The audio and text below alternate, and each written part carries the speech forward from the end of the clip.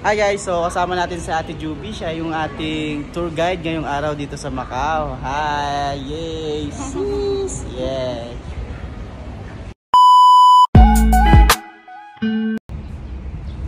Hi guys, so nandito tayo ngayon sa Fisherman Wharf. Okay, so see?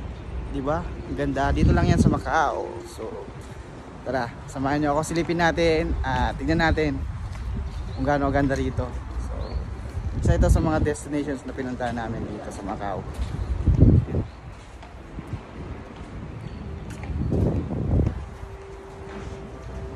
Yes, this is it, Pansit.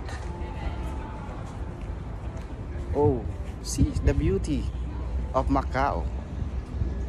Ayan.